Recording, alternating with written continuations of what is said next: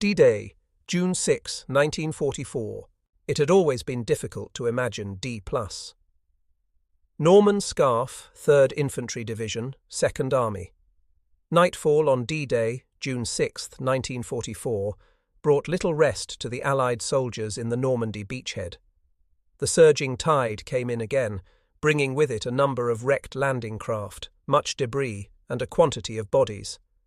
From overhead came the constant drone of aircraft, either the heavy bombers of RAF Bomber Command heading for targets in France or Germany, or, less frequently, the irregular beat of German aero engines as enemy aircraft cruised above the beachhead, dropping the occasional mine or bomb. Meanwhile, the build-up ashore continued. Allied transports continued to disgorge men into the smaller landing craft, reinforcements heading for the depleted units ashore. Further out, beyond the irregular line of anchored transports, warships of the Royal and US Navies, cruisers, battleships and monitors, stood out in periodic bursts of red and yellow flame as their guns responded to appeals for support from the troops on shore. So the night wore on until midnight came. Then D-Day 6 June 1944 was over. The Allied armies had their long-awaited foothold on the enemy coast of France, and the battle for Normandy was about to begin. Ralph Conte, a bombardier navigator with the US 9th Air Force, records the Normandy beachhead on the evening of D-Day. Our bomb group, flying a 20 attack bombers, flew 2 missions that day, the second at 8 p.m. Weather was a factor, low cloud causing flying at under 2,000 feet. We normally would not take off in such weather, but this day was different, and we had to go. We bombed at 1,700 feet with no fighter cover, and we did not need it on the first mission, but small arms fire and tracer was reaching up. We were so low. A multitude of ocean-going vessels were massed in the channel, all heading towards Normandy. This sight was awesome to our eyes, but the sight of the landing beaches that evening was another thing, what with men and equipment strewn all over the shore and the vessels bouncing around in the white-capped waves, trying to get their men or cargoes ashore before they faced capsize or crashes. On the second mission, we met anti-aircraft fire, causing the loss of 3 planes with 10 crew members, and although the rest of the group got back safely that evening, all had flak damage. The overall reaction on the evening of D-Day in the beachhead in Britain and the USA was one of joy, even exhilaration. Operation Overlord, so long in the planning, so complicated in execution, had apparently come off, and the relief was considerable, for this Normandy invasion had always been a gamble. Such a gamble that even before the troops went ashore, the Supreme Allied Commander, the US General Dwight D. Eisenhower, had prepared a message for the press and public, accepting all the blame for Overlord's failure. This message was never distributed. By 11:59 p.m. on June 6th, Allied forces were ashore at 5 points on a 50-mile front around the Bay of the Seine, from the Ranville Heights east of Ouistreham to the eastern side of the Cotentin Peninsula north of Carentan. From those hard-won toeholds, strong patrols were already moving inland, pegging out claims, in the words of their ground force commander, the man directly responsible for the landing, the British General, Bernard Law Montgomery. His troops, American, British, Canadian, were now probing the enemy defences and preparing to hold the ground they had gained against those German counterattacks that must soon come in. Beyond the beaches, on the sandy bluffs and in the shell-torn coastal towns, the Allied tank crews and infantry settled down for the night, digging their slit trenches and foxholes, brewing a hot drink, grabbing a mouthful of food, sending back the wounded, burying their dead, the night broken by 1,000 small and vicious firefights. During that night their spirits fell somewhat. For the past 6 months, every thought and effort had been devoted to the task of getting ashore. Little thought or time had been devoted to what might happen after that. The realization that the violent day they had just endured was only the start of the battle came as the soldiers waited in the dark, the exhilaration, the adrenaline rush of action slowly wearing off.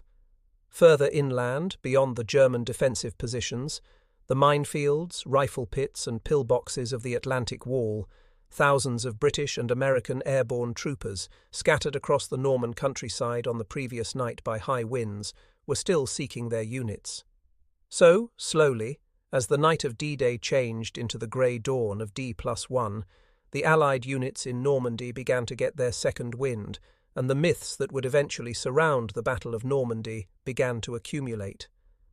H. John Butler, now of British Columbia, Canada, then a private in the 7th Green Jackets Battalion of the Parachute Regiment, gives an example of the myths surrounding the taking and holding of the Caen Canal and Orne River bridges at Bénouville at midnight on June 5th to 6th. As all the world knows, these bridges were taken by a company of the Oxfordshire and Buckinghamshire Light Infantry, led by Major John Howard, after landing by glider in a coup de main. John Butler gives another slant on this well-known story. I was 19 years and 5 days old on D-Day, and serving in 9 Platoon, D Company, 7 Para, a unit commanded by Lieutenant Colonel Geoffrey Pine Coffin, M.C.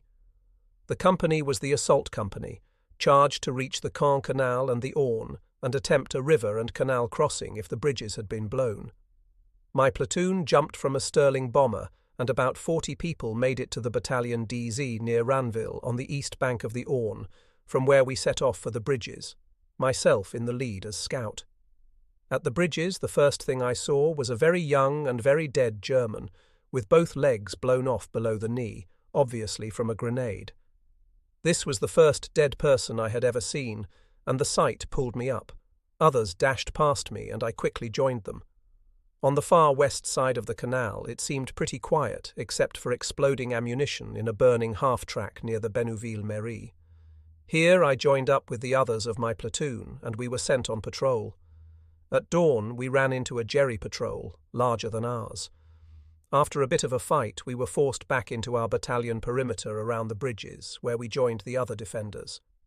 When it got relatively quiet, I was able to get down to the canal and drop my pants to bandage a flesh wound in my thigh. Having done that, I felt nauseous and in need of a drink, so I went to the canal bridge in search of one. While I was there, a barge came into view from the direction of Caen, apparently armed with a 20mm cannon and a machine gun. An officer appeared and ordered 6 of us to deal with it, but just as we were about to sally down the bank, there was a loud bang from the opposite bank. A large piece flew off the superstructure of the barge, and it beat a hasty retreat. I found out later that there was a German anti-tank gun mounted by the east side of the bridge, and one of Major Howard's coup de main party had used it. By the now famous Pegasus Bridge Café, I then saw a White Scout car and a Bren gun carrier opposite with a sergeant and a section of Royal Engineers, and it was these sappers, not the commandos, who were the first seaborne troops to get through to us. This was about noon on June 6th. They had kept clear of the road and followed a tramway parallel to the canal without incident. Their task was to survey the canal for a Bailey bridge, if, as expected, the existing bridge had gone. The Gondry Café was being used as our aid post. I asked the medic if he had anything to drink, and he told me to knock on the inner door and ask the occupants. The door was opened by a little man, Monsieur Gondry, badly in need of a shave. He kissed me on the cheek, and when I asked for a drink, went inside, and was back in a couple of minutes with an armload of muddy champagne bottles. He poured out 2 glasses, and we toasted each other, and he was going to pour some more when he said, "You don't want a glass, do you?" in perfect English, and gave me the bottle. Just then, one of the medics said he could hear the bagpipes. The first thing I saw when I went back outside was a couple of Sherman tanks at the T-junction up the road by the Mairie. Then the pipes grew louder, and round the corner came Lord Lovat with a piper at one side and another soldier, I presume his bodyguard, on the other. He looked neither to right or left, but marched on down to the bridge as if he was strolling on his Highland estate.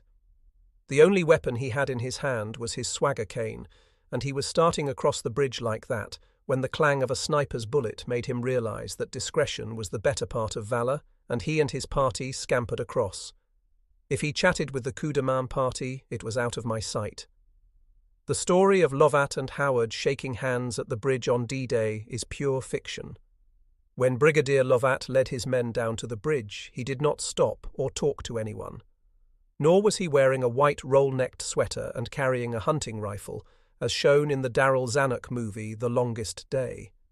He was correctly dressed in battle dress, with collar and tie, and walked out of my sight in this manner. Neither was there any backslapping or any gathering of airborne and commandos at the western end of the bridge, as is depicted on the 50th anniversary stamp, for example. The bridge and its approaches were under sniper and mortar fire, and had there been any lingering, there would have been heavy casualties. Indeed, I never saw a red beret on D-Day. We stuck to our steel helmets. Heavy sniping and shelling commenced as the commandos dashed across the bridge in batches, covered by smoke from smoke grenades. I was then told to go with the rest to the south of Bénouville to reinforce A Company, and this we did, joining the defence and having a busy time until about 9 p.m, when the sky was filled with tugs and gliders, and they came swooping down, first to our rear and then to our front. This broke up a heavy attack that had been forming, and after the Oxfordshire and Bucks had cleared our front from their gliders, things eased up a bit until the seaborne infantry from the Warwickshire Regiment arrived and took over. I made my way back to the bridge and met up again with my platoon, and we were able to cross to the east side of the bridge for a rest. After 21 hours of battling, nothing was more welcome. These are not the reminiscences of an old man. I kept a diary of my 40 days in Normandy, and I could have written up D-Day much more graphically, but at the time I never gave a thought to the historical significance of the battle. That is what happened at the bridge as I saw it happen at the time. The first seaborne troops there were sappers, not commandos. Howard and Lovat did not meet on the bridge. Lovat was not in a white sweater and carrying a rifle. The bridge defenders, when the commandos arrived in the early afternoon, were from 7th Para, not the Ox and Bucks. There were no tanks around in the night. I was there, and that is the truth. But the myth is different. The popular version has the coup de main party of the Ox and Bucks, under Major John Howard, gallantly seize the bridges and gallantly hold them until relieved from the sea by the commandos, and then still holding on until finally relieved by seaborne infantry. What happened to the 7th Battalion of the Parachute Regiment? We don't rate a mention. Stephen Ambrose's book on Pegasus Bridge, though it gives 7 Para more credit than most, still perpetuates the myth that Major Howard's party was being reinforced by 7 Para. In fact, we relieved Howard's party, and they went into reserve. In accordance with the 6th Airborne Division orders, and as the senior officer, Lieutenant Colonel Pine Coffin took command at the bridge from Major Howard and placed Howard's force in reserve, east of the bridge. The time this took place is disputed. Major Howard says around 2:30 a.m. and 3 a.m. on June 6th, and our unit diary says 1:30 a.m., which is the time given on the Pegasus Bridge plaque, and Colonel Pine Coffin says he took over from Howard at the bridge at 2:10 a.m. But whatever the time, 7 Para took over the defence of the bridges that night, just after midnight D-Day, and we held them as ordered for the rest of the day. The truth is that Howard's D-Day exploit, while important, lasted about 2.5 hours maximum. There is also some tale of German tanks blundering about Howard's position in the night. It is very odd indeed that none of us in 7th Para saw these tanks, and blundering in the dark is something that German tanks simply did not do. I read the account by a Sergeant Wagger, who claimed to have knocked out a Panzer Mark IV near the bridge. I was closer to it and can tell you that this tank was a half-track and had no gun. 7 Para saw little action during the night, but at first light probing attacks began around the perimeter, mostly by infantry but accompanied by some armour in the south. These attacks were driven off, but about mid-morning, an infantry attack, accompanied by a Mark IV tank, broke through Bénouville into the village square where the regimental aid post, RAP, had been established, machine-gunned and killed all the wounded, including those lying on stretchers and the unarmed Quaker medical orderlies. Our padre, the Reverend Parry, though a man of the cloth, took up a Sten gun to fight and was cut down trying to defend the wounded. Deeds like this have also been submerged in the Pegasus Bridge myth. Yes, Howard's men took Pegasus Bridge, but 7th Para held it. As a final point, on who did what at Pegasus Bridge that day, can I quote the casualty figures? Howard's party lost 2 men killed, 1 in the moment of landing, and 8 or 10 wounded. 7th Parachute Battalion lost 68 men killed that day and had many more wounded.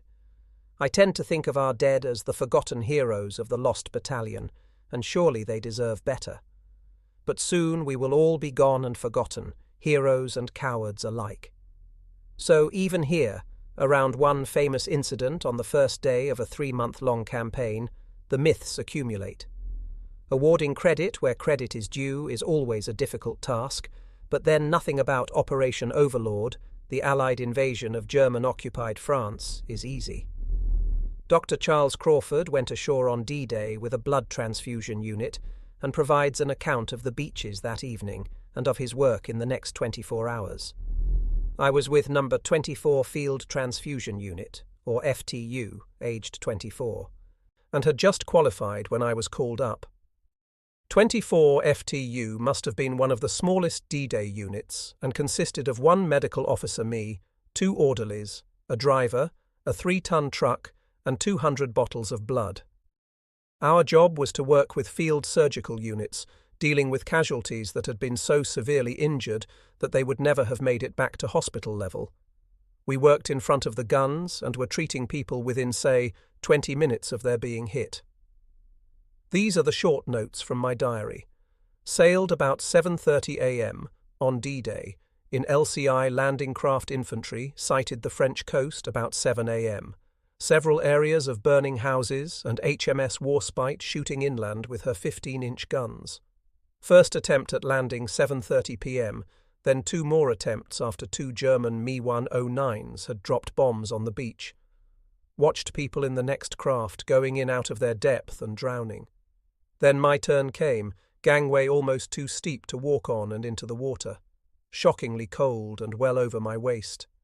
Leslie Brooks up to his chin. Got ashore, skirting a bloody great bomb hole, and found a red cap, military police, to direct us to the marshalling area. Came across a dead British sergeant and 6 dead Jerrys. Realised for the first time there was a war on at Lyon-sur-Mer. Went on till someone said, "I wouldn't go on if I were you." Jerry still had beach under fire. Went into potato patch and began to dig my first slit trench. Bloody cold and wet still, found some straw and bedded down and slept in spite of the noise. Up at 1:30 a.m. June 7th. Lion all ablaze to eradicate snipers. Started work at 3:30 a.m. in an orchard. Casualties in 3 marquees, but later overflowed out into the rain. Smell of flesh and blood. 1 casualty came in with hole in chest the size of a pencil. He looked very sick, and when turned over my hand went into huge exit hole in his back. Worked until 6 p.m. here, then sent off to work in another field, carried on until 6 a.m., very glad of slit trench to sleep in. Carried on like that for 4 days until we got our clothes off and things gradually got organised. The Allies were ashore, the British and Canadians against stiff resistance eased by their specialised armour, the Americans without great difficulty at Utah, but in the face of determined opposition from the German 352nd Division at Omaha, where the D-Day casualties in just one of the 29th Infantry Division's regiments are recounted by one survivor, Robert Slaughter. The 1st Battalion, 116th Infantry, landed on Dog Green sector of Omaha. Company A lost 91 men killed and almost as many wounded. There are 200 men in an infantry company, and less than 20 men from A got across that beach. B Company lost almost all its officers and almost as many men as A. My company, D Company, lost 39 men killed and 32 wounded. On D-Day, D Company lost the company commander, 5 officers, the first sergeant, and 10 other non-commissioned officers killed and 10 other non-coms wounded. In all, the 116th Regiment lost 800 men on D-Day, about a third of the men of the regiment that went ashore that day.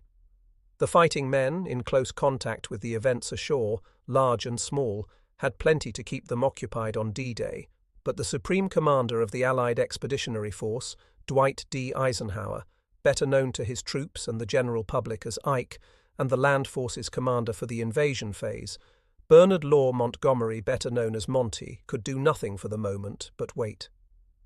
In the months since taking up their appointments in January 1944, and with ample assistance from their naval and air force colleagues, their staffs and various subordinates, these two generals had drawn up the final plan for Operation Overlord. In the long term, the success or failure of Overlord depended on their experience and judgment, but for the moment they could only read the messages coming in from the various beachheads and try to evaluate how things were going. Few military operations go exactly to plan, and not all the plans laid for D-Day had worked out in detail, but as far as they could tell, on the night of D-Day, and with the possible exception of the American landing on the beach, codenamed Omaha, matters were going reasonably well. This book covers the events in Normandy after D-Day, but battles do not come in neat packages, tightly sealed at both ends, even with the benefits of hindsight. What happened from D+1, the point at which this story opens, was affected by the events of D-Day itself, and what happened during the later Normandy battles related to plans that had been laid down long before the first soldier stepped ashore. This being so, it would be as well to take a brief overview of what happened on that momentous day, what the main unit tasks were, and then see how much of the original D-Day plan had actually come off and how much remained to do before the plans for D+1 and afterwards could be put in train. This overview is given from the eastern end of the invasion area, north of the city of Caen. The task of the British and Canadian units of the British Second Army on D-Day was to land in the eastern half of the invasion area, press inland and occupy a bridgehead at the eastern end of the invasion coast, which would include the vital heights east of the River Orne, a ridge running from Ranville to Troarn and the city of Caen, 6 miles inland. Taking and holding the Ranville Heights or Bois de Bavent Ridge as the main defence line for the eastern end of the bridgehead, together with the vital bridges over the Orne and Caen Canal, was the particular task of the British 6th Airborne Division, and how that was managed has been described in part by the account given above. The ground force plan for Overlord had been drawn up by Montgomery and approved by Eisenhower and the combined chiefs of staff, and in that plan the city of Caen was to be taken or effectively masked on D-Day by the British 3rd Infantry Division of General Dempsey's Second Army, coming ashore at Sword Beach just west of Ouistreham at the mouth of the Caen Canal. On their right flank came the 3rd Canadian Division, also of Second Army, landing on Juno Beach by the small port of Courseulles, and tasked to take the airfield at Carpiquet and the Caen to Bayeux Road west of Caen and 6 miles inland. Then came the British 50th Infantry Division, landing on Gold Beach around Arromanches and Le Hamel, and charged with taking the city of Bayeux, 7 miles inland. Apart from any particular objectives, the overall task of every division landing that day, American, British, Canadian, was to take ground, gaining space for more troops, tanks and supplies, and to absorb any German counterattacks. The British and Canadian forces were also to seize open ground suitable for the development of airstrips, a particular requirement of the Allied Tactical Air Forces, and the Deputy Allied Supreme Commander, Air Marshal Sir Arthur Tedder. These areas lay south of Caen and around the existing airfield at Carpiquet. That apart, the British and Canadian forces had to link up their various beachheads and join them with those of the US divisions landing further west at Omaha and Utah, to form one continuous Allied bridgehead. This Allied meeting was to take place on the coast at Port-en-Bessin, which lay in the British sector and would be taken on D-Day by number 47, Royal Marine Commando. The commandos were to meet the 5th Corps of General Omar Bradley's First Army after 2 US divisions. The 1st and 29th Infantry Divisions had landed on Omaha Beach. 5th Corps would move inland, also pegging out claims in the Bessin country south of Omaha, link up with the British to the west of Arromanches, and with US airborne forces landing in the Cotentin, the Cherbourg Peninsula, and with the US 7th Corps landing at Utah Beach. The prime task of 7th Corps was to take the port of Cherbourg, which the 7th Corps orders required as quickly as possible, but they were tasked to link up with their airborne forces of the US 82nd and 101st Airborne Divisions landing in the Cotentin and with men of 5th Corps coming west from Omaha. Trying to establish the precise D-Day objectives for the U.S. assault divisions is not easy, for the orders are complicated. For example, at one time the U.S. forces had been tasked to take Carentan and Isigny on D-Day, but, says the U.S. official history, detailed planning showed this to be unduly optimistic, and the capture of these two places was therefore to take place as soon as the tactical situation permits. This order was then changed yet again to make Isigny a D-Day objective for the U.S. 29th Division, but not, apparently, for 5th Corps, of which the 29th Division formed part, at least until June 3rd, when the commander of 5th Corps, General Gero, told his subordinate commanders that the 115th Infantry Regiment, the follow-up 29th Infantry Unit landing on Omaha, should get to Isigny on D-Day if at all possible. Such hesitation and uncertainty is understandable. No one could tell what would actually happen on the day, only that it would not happen as planned. Indeed, in his appreciation or commander's estimate of the D-Day battle, issued on May 7, 1944, General Montgomery had already stated, "This represents the Commander-in-Chief's intentions, as far as they can be formulated at this stage. Whether operations will develop on these lines must, of course, depend on our own and the enemy situation, which cannot be accurately predicted at this moment. This point is all too true, and would remain true for the entire Battle of Normandy, and is a point that readers should note carefully. There is a widely held view that a commander's intentions, once issued, are written in stone, and that any shortfall in the plan, either in its management or execution, is a clear sign of failure. This is a misconception. Military plans, however carefully laid out and explained, are, at best, declarations of intent. The enemy has not been consulted and will have something to say on how they work out in practice. That no plan survives the first contact with the enemy is a well-known military dictum, but some firm guidelines are still needed by the field commanders, partly to provide them with some framework for their actions in the form of objectives, but mainly to let the logistical planners estimate the demands that will be made upon them for supplies and reinforcements.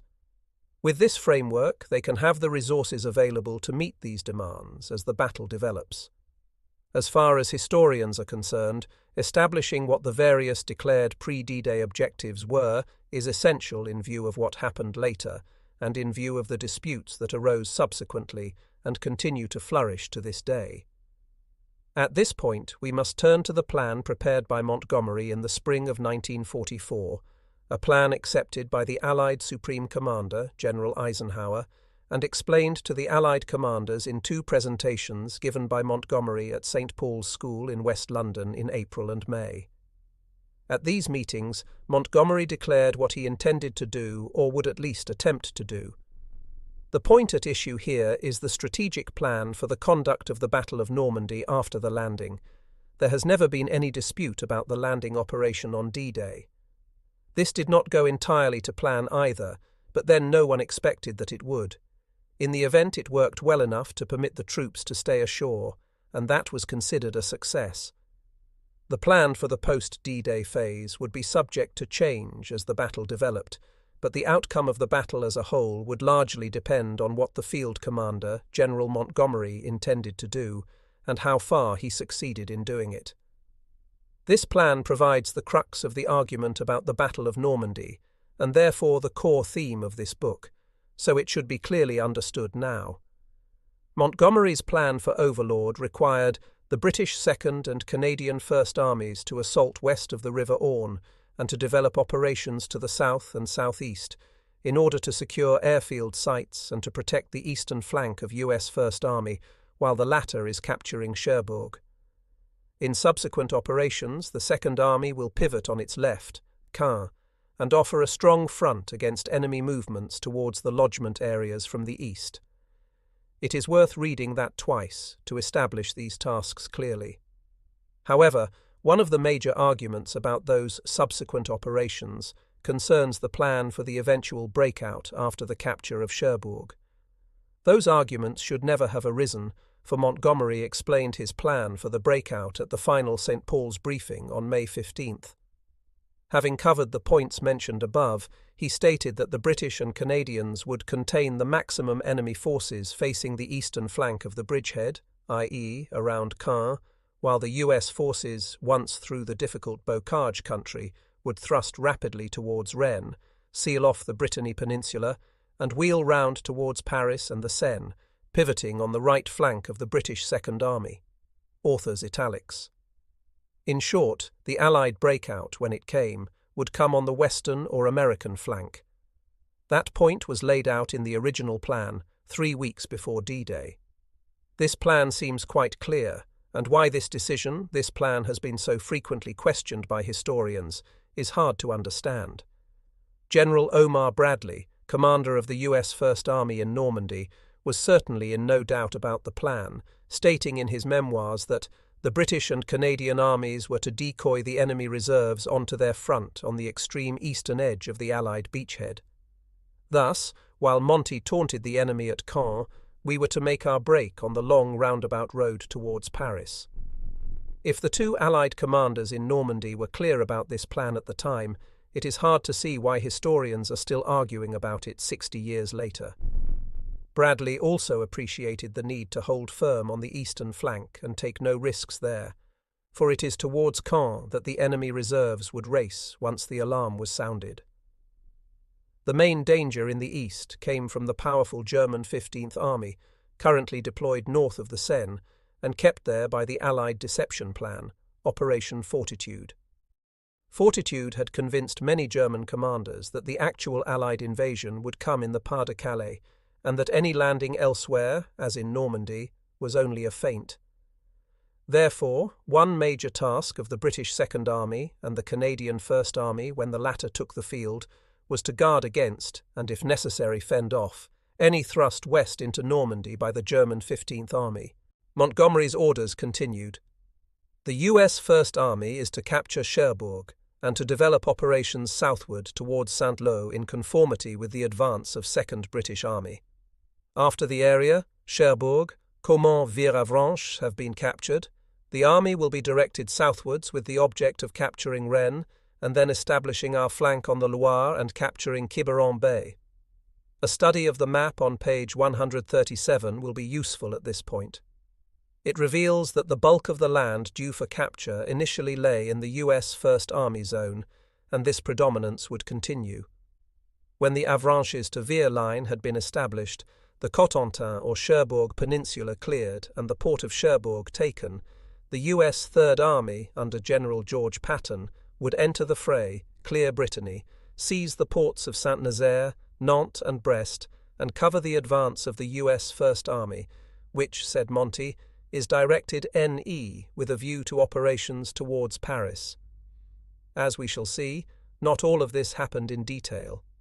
However, the strategic plan for the Battle of Normandy was for the British to hold on in the east and keep that flank secure while the Americans seized the vital western ports, built up their forces there and then broke out to the east.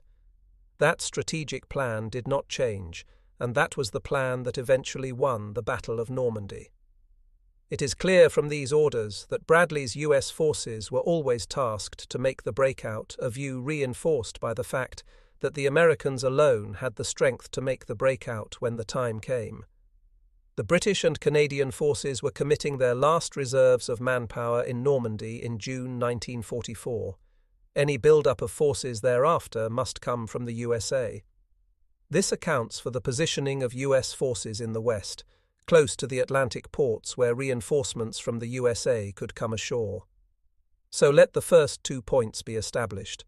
The eventual Allied breakout from the Normandy bridgehead would be made by the Americans in the west, and that had always been the plan. This point is still disputed. Some accounts allege that Montgomery intended to break out in the east, south of Caen, hinge on Falaise, and then press east across the Seine. From this arises the main myth that the British and Canadian failure to do so eventually obliged the Americans to take over the direction of the Normandy campaign and break out in the west. This notion can be dismissed, partly by the facts given in the previous paragraphs, partly by reference to the map. If the British broke out and headed east, as the mythmakers claim they should have done, we would have had the curious spectacle of the larger US forces trailing along in the British-Canadian wake from the west, or trying to dodge round their allies to the south. Neither of these courses seems credible. The second point of dispute was on where the Allied line should pivot. Here again, Montgomery supplies the answer. The Allied line, initially facing south and west, should pivot to the north and east on Caen. Caen would, in military parlance, be the hinge of the campaign, and hinges, by definition, do not move. That said, there are few absolutes in military affairs, and there can be little doubt that Montgomery would have preferred to push south and make his eastern front hinge at Falaise, since this would have given his forces more room and freed the beaches from shell fire, and given Tedder those airfields beyond Caen. As we shall see, for various reasons, this did not happen, and the eventual Allied hinge came further west. The last point of dispute is on what the British and Canadians would be doing while the US armies built up their forces for the breakout. Here again, the strategic plan provides the answer. Apart from holding the eastern flank and protecting the US First Army advances in the west, they were to advance south and southeast of the Orne, with the aim of securing airfield sites on the Caen-Falaise plain. As we shall see, this did not happen either. No airfield sites were obtained south of Caen until the Germans were in full retreat from Normandy at the end of August. It is arguable that this did not matter very much. The Allied tactical air forces managed to operate successfully from bases in the UK, or the many Allied airfields that were soon built in the Bridgehead area. It did, however, provide useful ammunition for Montgomery's enemies, at the time and since. The final point concerns the timings, when all this was going to happen. The answer is again found in the strategic plan, which states that the Allied armies would have driven the Germans back to the Seine on or about D+90, say September 1st. Various intermediate targets, phase lines, were introduced into the plan, but these were largely, as stated above, for administrative reasons, to give the logistical planners some time frame. Indeed, when Lieutenant Colonel C.P. Dornay, Monty's military assistant, was helping his chief prepare for the first presentation of plans on April 7, 1944, 8 weeks before D-Day, he asked Montgomery where the phase lines should be drawn between D-Day and D+90. Monty replied, "Well, it doesn't matter. Kit, draw them where you like." "Shall I draw them equally, sir?" asked Dornay. "Yes, that'll do," replied Montgomery.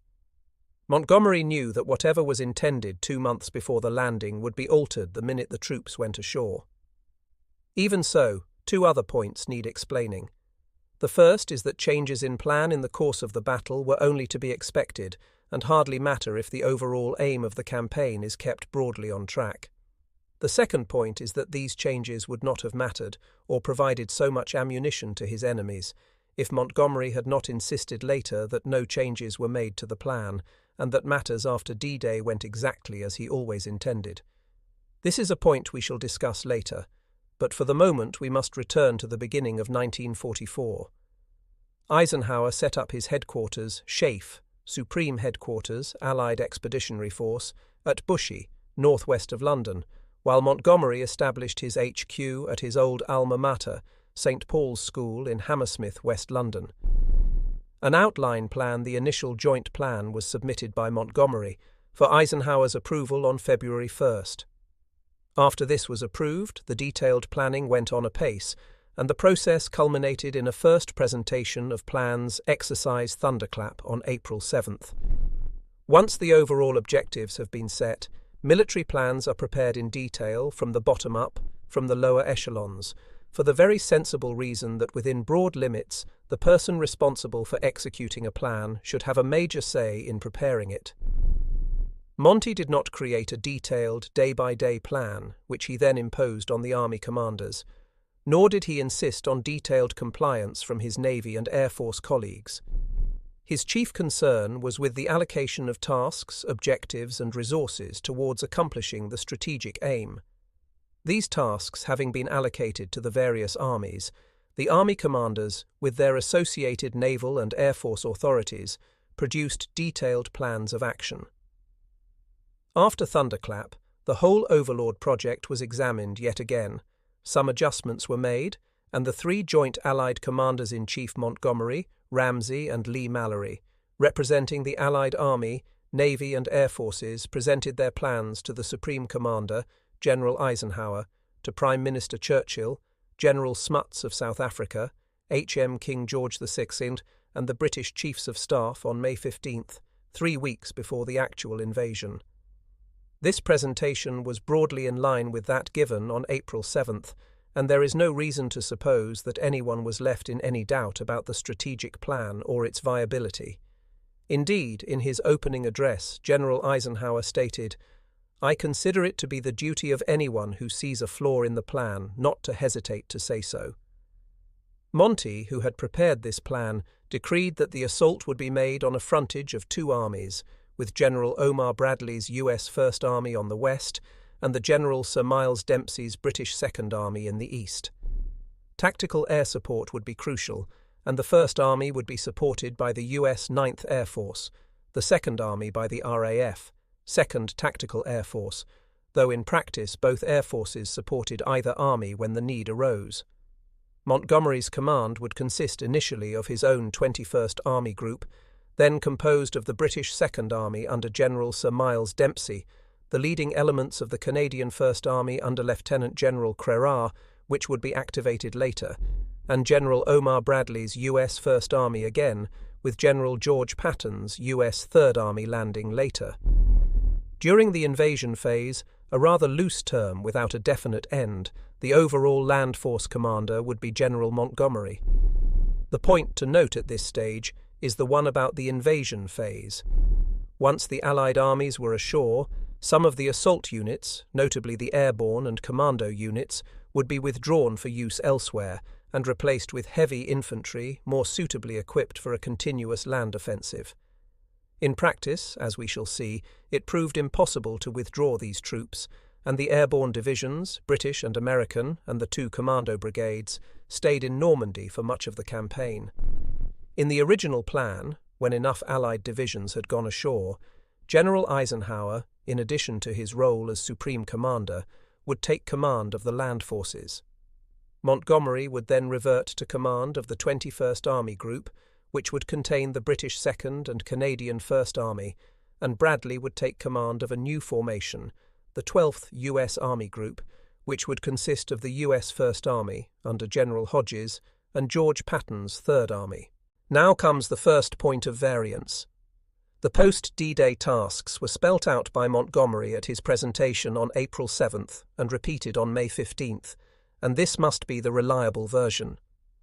However, in his memoirs, Montgomery states, "Once ashore and firmly established, my plan was to threaten to break out of the initial bridgehead in the eastern flank that is in the Caen sector. I intended by means of this threat to draw the main enemy reserves onto this sector, to fight them there and keep them there, using the British and Canadian armies for this purpose. The object of this threat," he continues, "was to draw the main German forces, especially his armoured forces, onto the British and Canadian front and keep them there, grinding down his forces and sucking in his reserves." This is not what Montgomery proposed at the presentation in April, but rather an account of what happened later on the ground in Normandy. In the event, this hardly mattered. Having got the Germans committed around Caen, Montgomery's intention, as stated on May 15th, that the U.S. armies should break out of the bridgehead in the west, pivoting on Caen, was still a viable proposition.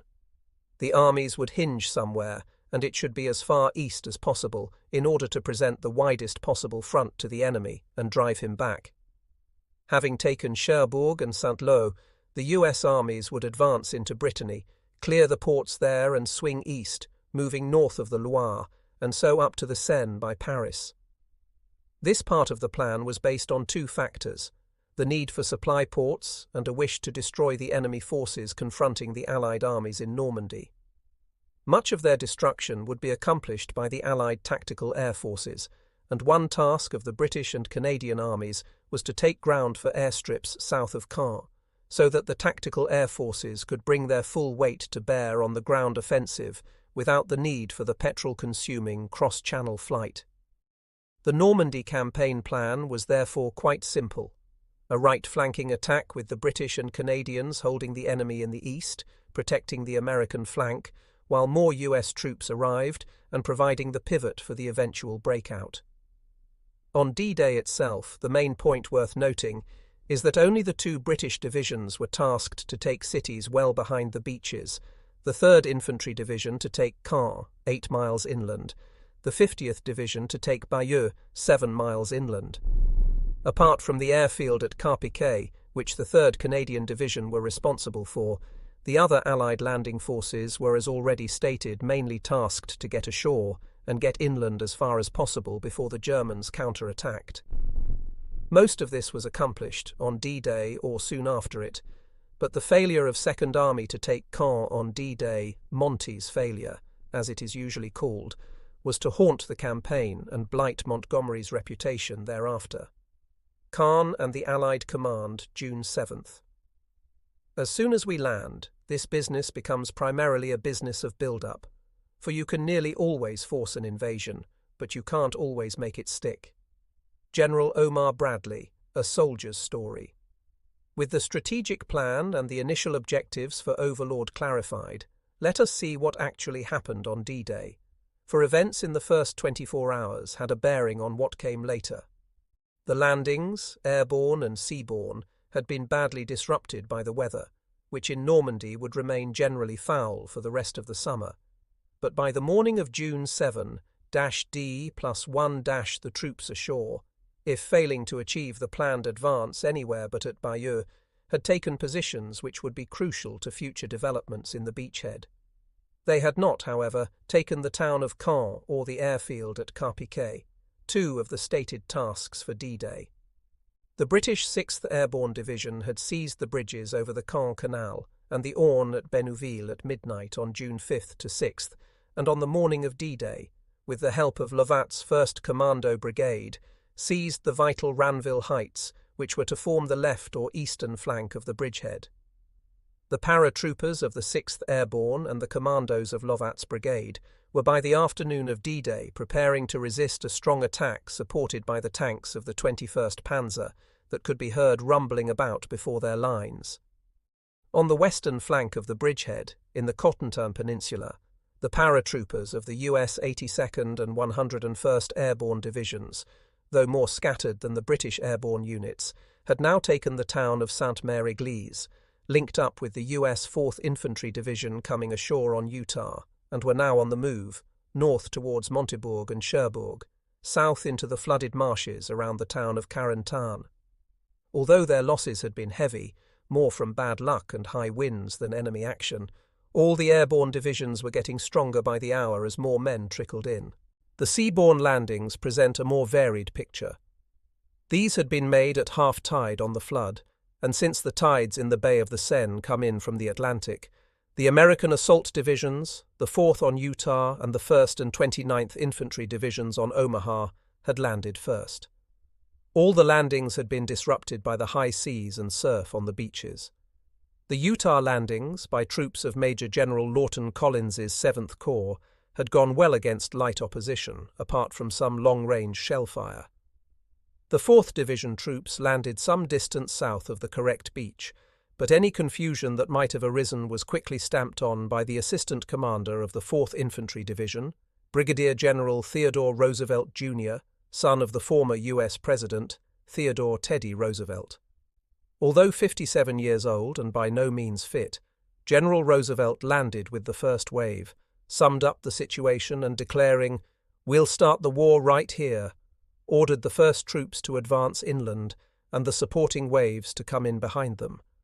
On Utah, therefore, matters on D-Day largely went according to plan, and the 4th Infantry Division 3 regiments, or Regimental Combat Teams, RCT, each composed of 3 battalions plus artillery, tanks and engineers, the equivalent of a British brigade group, had linked up with the parachute units by mid-morning on D-Day, and were pushing inland against light but stiffening resistance.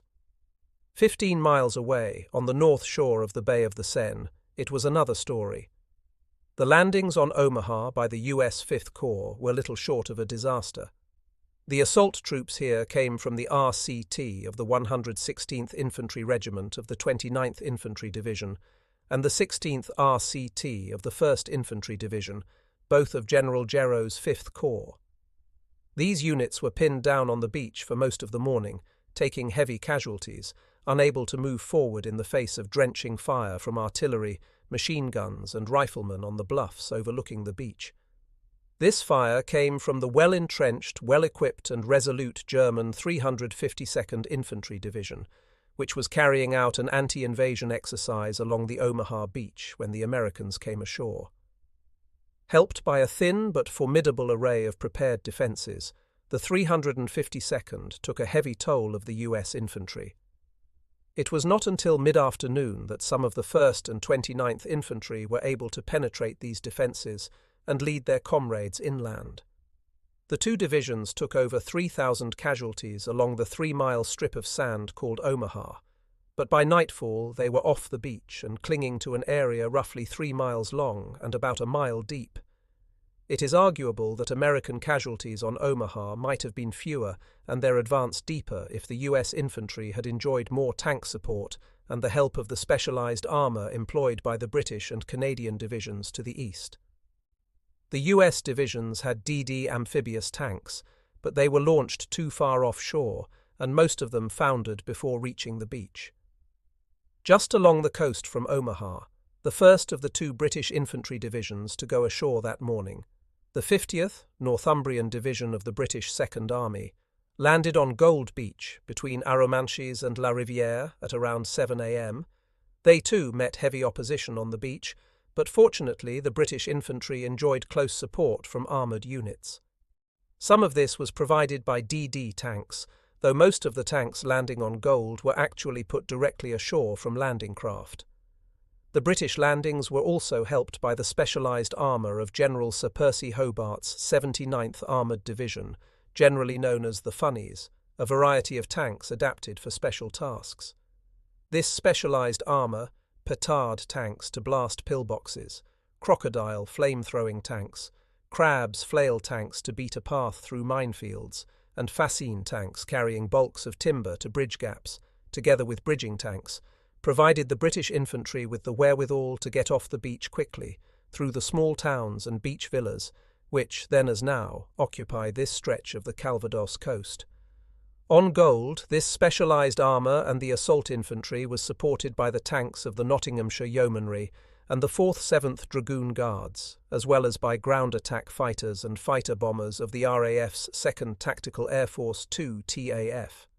As a result, the 50th Division made the best advance of any Allied unit on D-Day, and by nightfall was 7 miles inland and about to capture the city of Bayeux.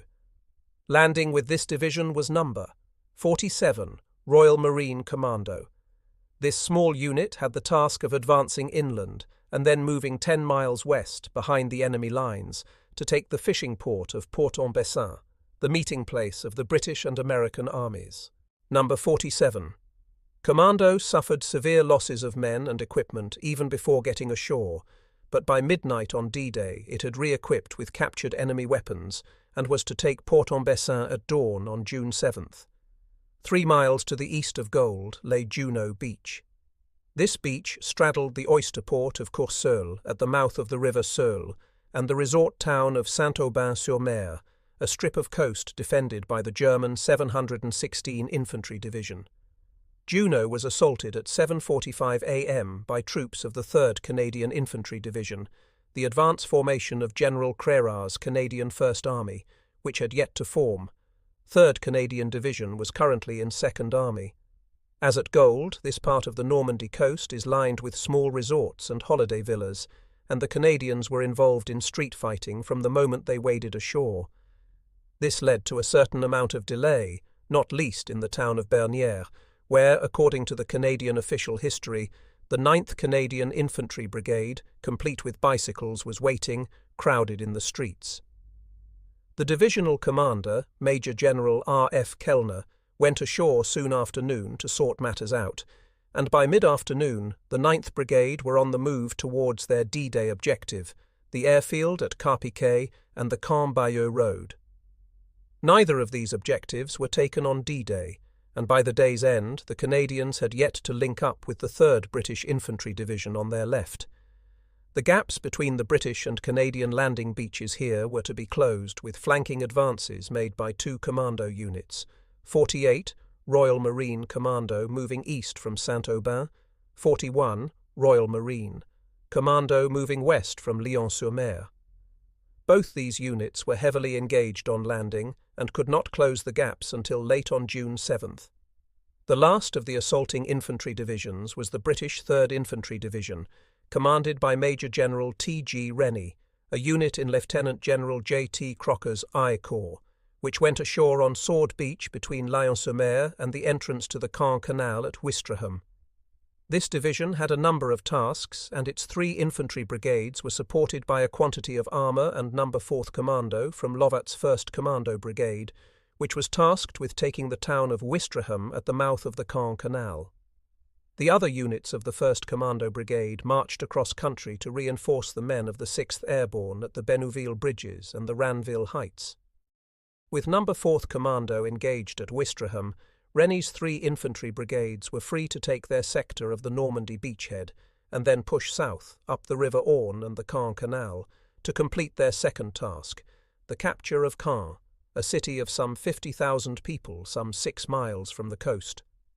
Their path would also be opposed by the German 716th Infantry Division, which held a number of strongpoints on the road to Caen, of which 2, codenamed Hillman and Morris, situated on rising ground just south of Colleville and Queen Red Beach on Sword, were to prove formidable obstacles to any rapid advance by British forces towards the city. The Morris and Hillman positions had depth and were arguably the most formidable defensive positions on the entire Normandy coast. The remains of Hillman, which survive to this day a combination of sunken bunkers built of reinforced concrete and steel machine gun cupolas, the whole covering an area of several city blocks, are reminiscent of the fortifications surrounding Verdun in the Great War, with the addition in 1944 of a thick belt of mines. These Hillman and Morris fortifications, and others named Daimler and Rover, also barring the road to Caen, were manned by men of the 716th Division. They in turn were supported by units of the only German armoured division close to the Normandy coast on D-Day, 21st Panzer. This combination, 716th Division and 21st Panzer Division and the Hillman-Morris strongpoints, was enough to stop 3rd Infantry Division taking Caen on D-Day. This failure can be attributed to the strength of the German defences north of the city. Eric Lummis of the 1st Battalion, the Suffolk Regiment, the unit tasked with taking Hillman, explains what they were up against and rejects any suggestion that his battalion was not well handled. Carlo de Este, an American historian, states in a letter to me that Hillman was the most formidable obstacle on the Second Army front, and his book Decision in Normandy gives proper recognition to the strength of Hillman. If Hillman was such an obstacle as to hold up the division's drive on Caen, more effort should have been directed to clearing it. Hillman was an extensive and formidable area of trenches, shelters, pillboxes, and a map issued in April 1944 showed Hillman as having 2 105mm and 2 75mm guns. Yet arrangements for dealing with this obvious strong point were relatively minor compared with other positions. It was not listed for pre-D-Day bombing or naval bombardment.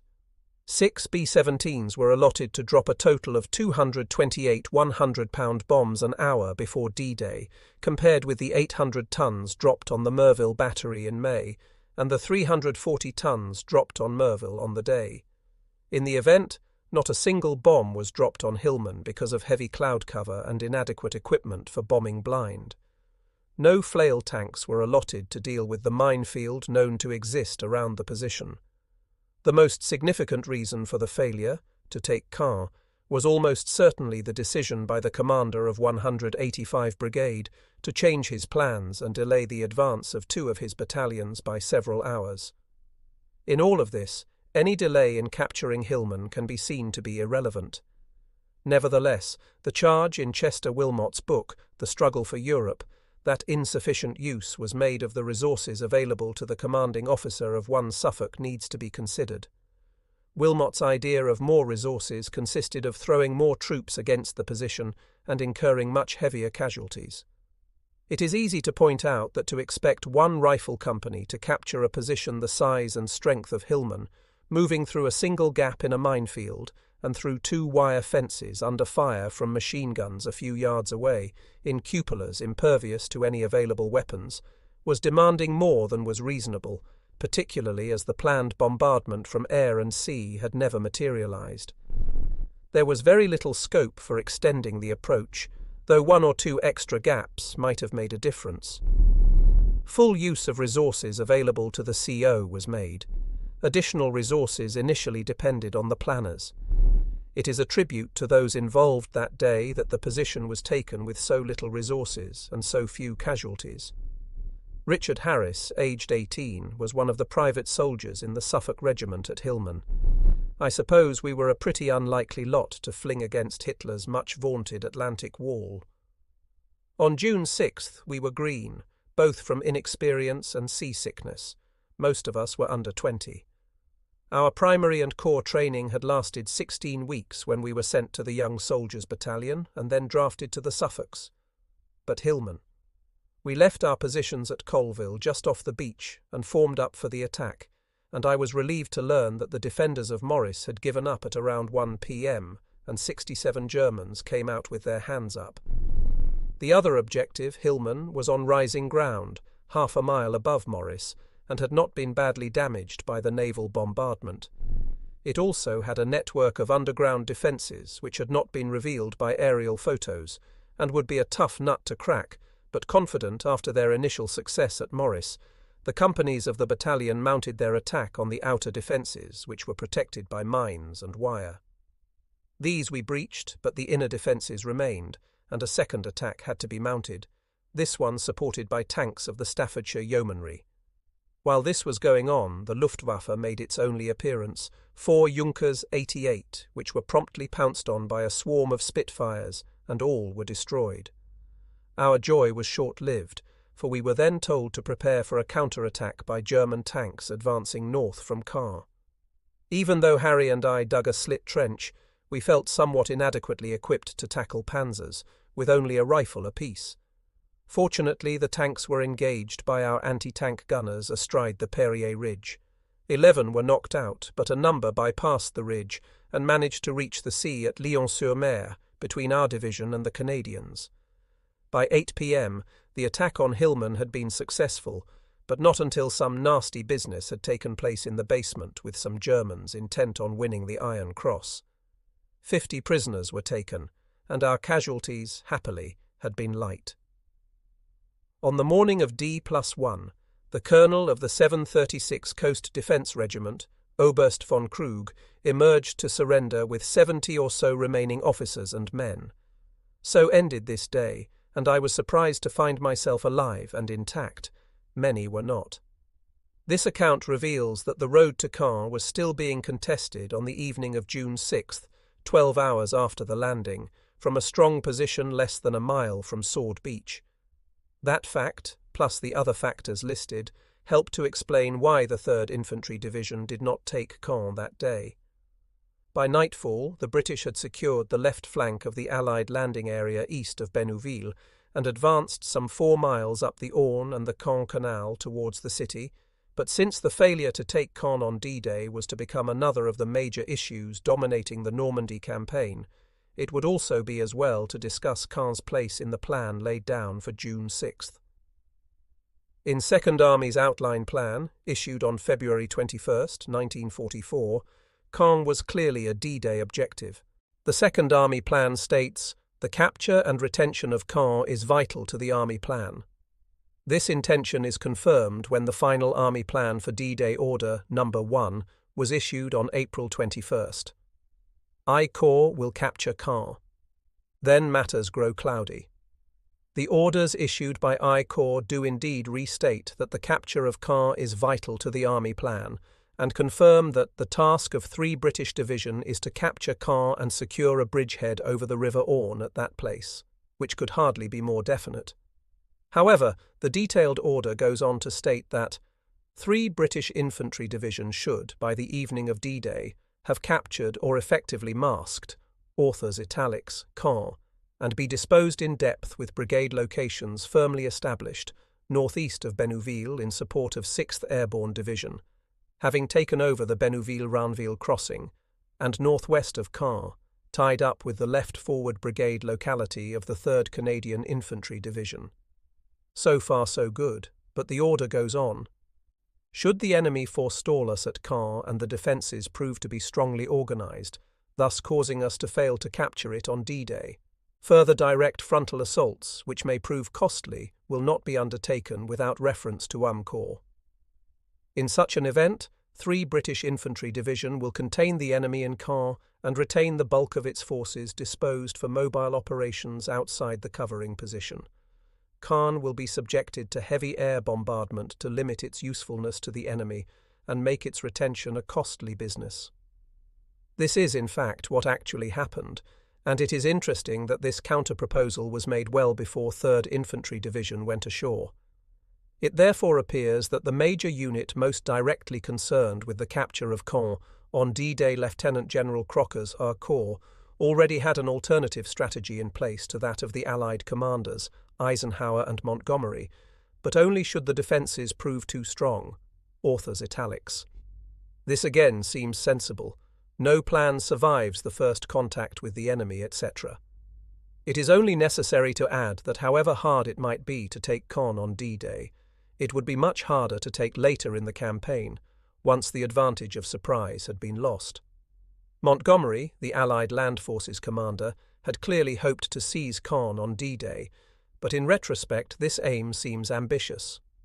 For a single infantry division, even with tank and naval support, even with paratroops and commandos protecting its flank across the Orne, even with the advantage of surprise, to get ashore and seize a bridgehead on a heavily defended coast, then advance off the beach and cover 6 miles over enemy-held territory and take a city of 50,000 people, all in 24 hours, seems a formidable undertaking, so much so that one wonders if Montgomery's intention was serious or, as with most orders, simply a declaration of intent. There are, in addition, 2 military considerations. First, a commander does not order his troops to take an objective and then add, "But if you don't, no matter, just to threaten it will do." Military orders stress the aim firmly. 3rd Infantry Division will take Caen without any sign of doubt. Besides, Caen was an important objective, a road and rail junction, and sooner or later it had to be taken. To complete the task of barring the eastern flank of the invasion area against any threat from the east from 15th Army across the Seine, 2nd Army really needed to get south as far as Falaise. Like Caen, Falaise was a road hub which the Allies needed to take and the Germans had to hold. However, these points only became critical if 15th Army moved. In the event, Operation Fortitude succeeded in keeping the 15th Army north of the Seine until the battle in Normandy was almost over, though infantry divisions were sent across the river to 7th Army as required. Therefore, since the Germans were most anxious to defend Caen, the commitment of their forces to its retention would weaken their forces elsewhere and would eventually ease the passage of the US armies breaking out in the west. Even so, the issue of Caen was to bedevil relationships between Montgomery and Schaeff throughout the battle, and we will return to this subject frequently in this book.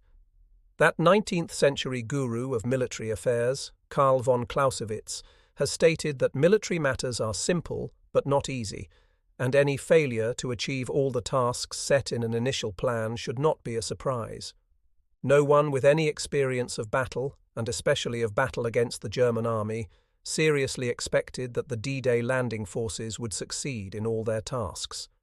Only if the German army had put up no resistance whatsoever, and probably not even then, given the weather and other confusions, could the D-Day plan have succeeded completely. It is now necessary to consider how far this failure to take Caen on D-Day, if failure is not too strong a word to use in this context, would contribute to the problems that arose in the weeks and months ahead. To do that, we must go back again to the original plan and the reasons Normandy was selected for the Allied invasion. That there would need to be an invasion of German-occupied Western Europe became obvious after the British Army was bundled out of Dunkirk in 1940, and the Germans, having failed to win air superiority over southern England, were unable to follow up that exploit by invading and conquering Britain. Britain fought on after 1940, but to win the war, British armies supported by their allies must one day return to the continent. When the Americans entered the war in December 1941, after which the US forces were bundled out of the Philippines with Dunkirk-like rapidity by the Japanese, the US commitment to the war in Europe, the Germany First policy adopted at the Arcadia Conference in 1941, was given on the understanding that the Allies would return to the continent with the greatest possible speed. This led to an argument on exactly how speedy that return would be. At American insistence, plans were quickly laid for an invasion of France as early as the summer of 1942. This venture was not on the cards, so fresh plans were laid for an invasion in 1943, but various other commitments and necessities to finish the war in North Africa, drive Italy out of the war, and beat back the U-boat menace in the North Atlantic, plus a dawning realization in Washington that beating the German army would not be easy, gradually put the invasion date back. This is not to say that the invasion of France was not constantly under discussion.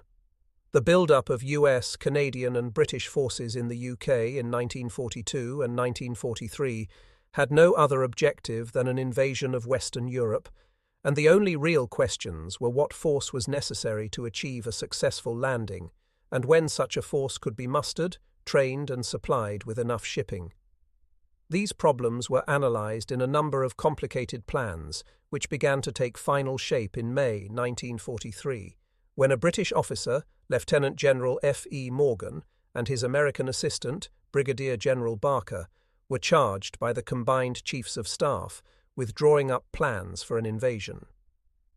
Morgan's title was Chief of Staff to the Supreme Allied Commander, Designate, and Designate, because the Supreme Allied Commander had yet to be appointed. The rest of these initials form the word Cossack, and Morgan's subsequent proposals were therefore known as the Cossack Plan. The decision to proceed with planning the invasion was taken by the combined chiefs in Washington in May 1943, and a provisional date for the assault, May 1, 1944, was chosen at the same time. The forthcoming invasion also acquired some code names. The overall operation would be Overlord, while the naval part of the assault phase transporting and landing the troops was codenamed Neptune. It was also agreed that the Supreme Commander of the Allied Expeditionary Force would be an American. Numbers alone would see to that.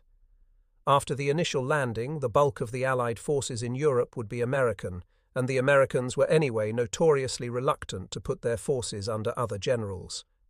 Fortunately, the man chosen to command this multinational force in Europe, Americans, British, Canadians, French, Poles, was a 54-year-old general from Texas, Dwight D. Eisenhower.